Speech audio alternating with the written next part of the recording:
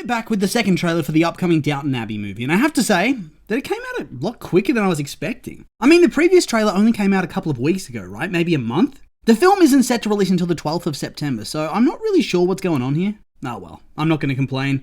It's time to talk more about some period dramas. Downton Abbey's been a bit of a comfort franchise for me over the years, and so I'm keen to see it go out with a bang. That being said though, part of me does wonder, is this being treated as a bit of a backdoor pilot for perhaps another show that pushes forward into the late 30s and 40s? I mean, it would always get good ratings, and maybe they just want to shuffle off the old guard so they can revamp things.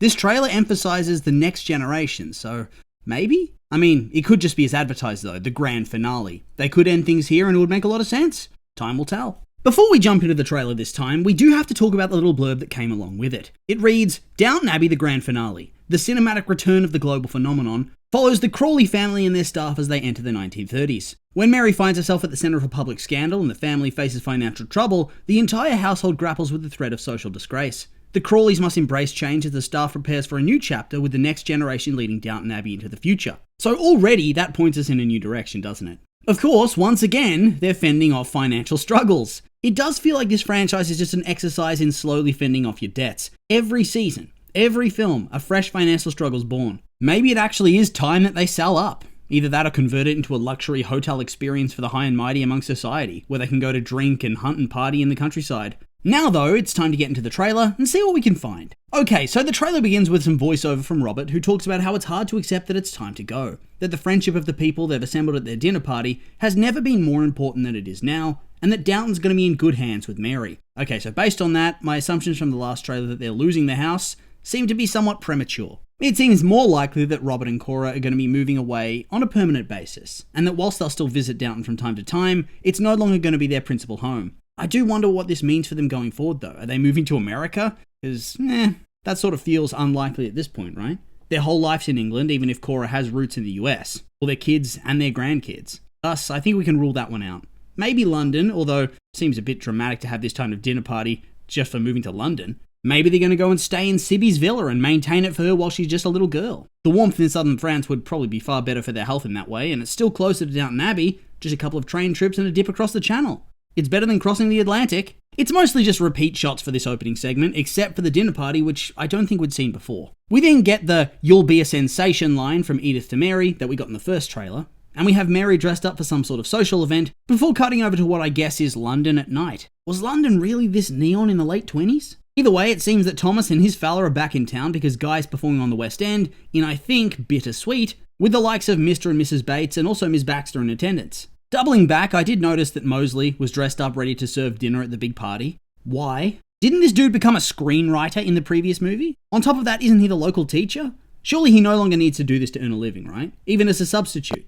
Wasn't that why he proposed to her in the first place? Because when he got that offer to write movies, he knew he'd finally be able to provide a proper life for her? Seems like a step backwards to go back to serving dinner. I hope they don't try to BS us and have his career fall through. This dude needs a win. If they hadn't used a pre-existing piece, I would have thought that maybe they could have it be revealed that Mosley actually wrote this play. Perhaps that's too much of a rise for him too quickly though. So I guess this is where we're going to see Thomas and we're going to have a nice scene showcasing how happy he is. I don't think that beyond that there's going to be all that much room for a Thomas side plot, right? I know he is a popular character, but I think people have to be content knowing that he's actually just getting on with his life in a positive way. I really don't think he has much more to do. Moving on, we jump over to a scene that we've seen before of Mary getting out of a car and heading into a building flocked by the press. It's building up to that big reveal of the scandal that's going to shape much of the film's drama. We see Mary and family dancing and having fun before I assume the hostess of the party rushes over and demands that Mary leaves at once because, shock and horror, she's divorced. Ha ha ha! And the fandom rejoiced forever and ever. Good.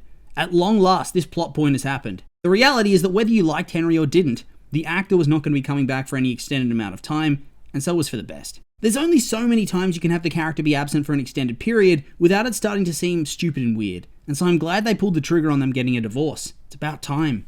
I do have to say though that with this happening, it's certainly going to frame the final season of the show in a different light and make it a bit silly to watch. The whole family spends an eternity telling her they're a love match and that they belong together, that she's being stupid not wanting to remarry, and what do you know, she's divorced. Yikes. Gotta wonder what the reason was as well. Back in those days, you actually had to have a reason. I just googled, and from what I understand in this time period in England, I think the only reason to divorce was adultery. Provable adultery. They added more reasons in the late 30s like desertion or cruelty, So, since we see in the newspaper that it was Mary who filed, it seems that Henry's been getting busy on his overseas trips.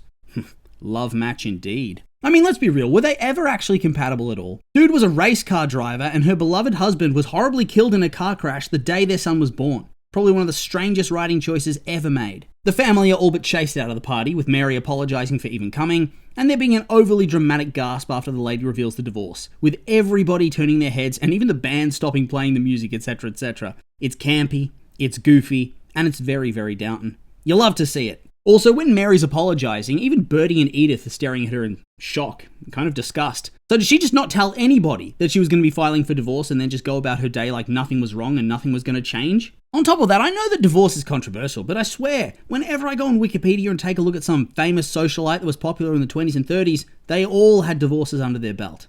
I know that people would scoff and sneer and likely talk massive shit, but would it really result in being publicly ejected from a party and making a huge scene like that? Would the press really gather like this? I'm not exactly an expert on the time period. We then cut over to the servants who are all sitting in the downstairs of Downton Abbey and likely gossiping about the big news. I love that they're so petty and dramatic. The night that shook the world.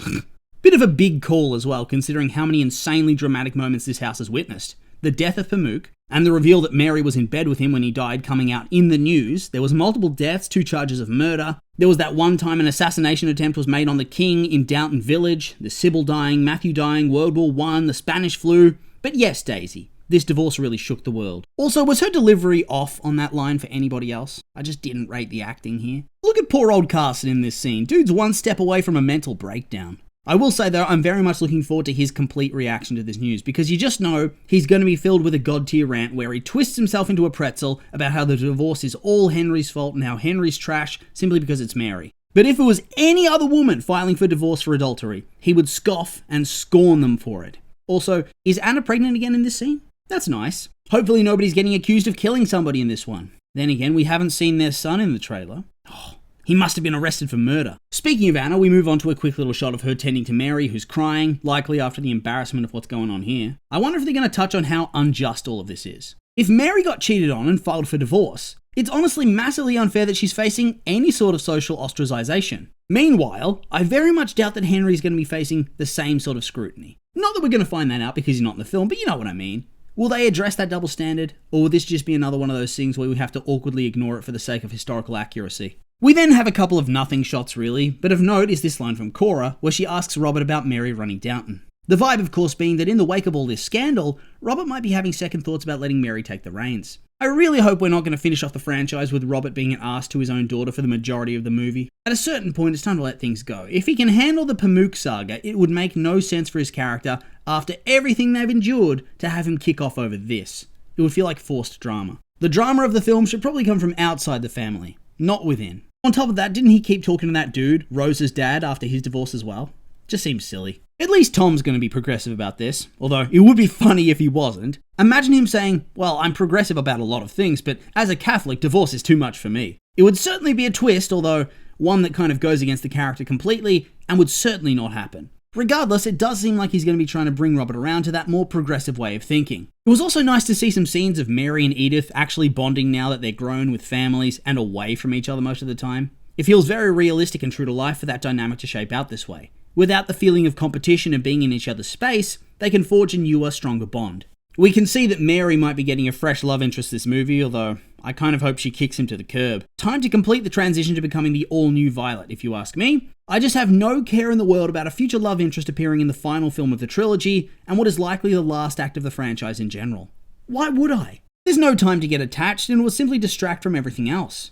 Hopefully it's a misdirect. There's another look at the horse racing sequence from the first trailer, although we don't really get anything more here. Then Harold arrives from America, and the news is bad. At first I figured that Harold's going to have lost all his money, but part of me thinks it's more likely that he's been helping them with overseas investments, and now we're facing down the crash in the Great Depression. So he's there to basically say, whoopsie, my advice has left you in the shitter. Hence why both Robert and Bertie seem so angry about everything, when if it was just Harold crashing out, that would make no sense. We have a few more scenes that kind of hint at the family having to give up the estate in the wake of financial instability, with Robert looking extremely depressed at dinner, and then Carson having a big speech about how Downton's changed over the years. It feels like we're going to be seeing a lot of the staff leaving too. I suspect with more kids, Anna and Bates are going to be out the door, and based on their emotional little scene where Mrs. Patmore claims Daisy is the daughter she never had, I expect that either Daisy's going off to live on the farm for good, or Mrs. Patmore's going to be retiring and leaving Downton herself. We then have a little party scene where a bunch of named characters are all clapping at a piano performance. Thomas is there as well. I guess he made the right choice then, eh? He's moving up in the world.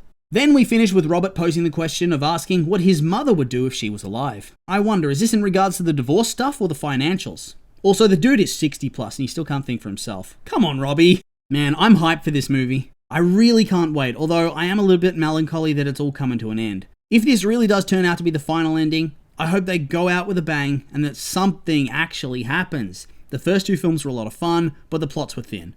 Time to reverse that. Anyway, so that's the end of the trailer, and these have all been my opinions, and now I'd like to hear yours. What did you think of the trailer? Has it got you excited for the film? What do you think about the things we learned about the plot? I'm curious for your thoughts, so make sure to like, comment, and subscribe, and let me know.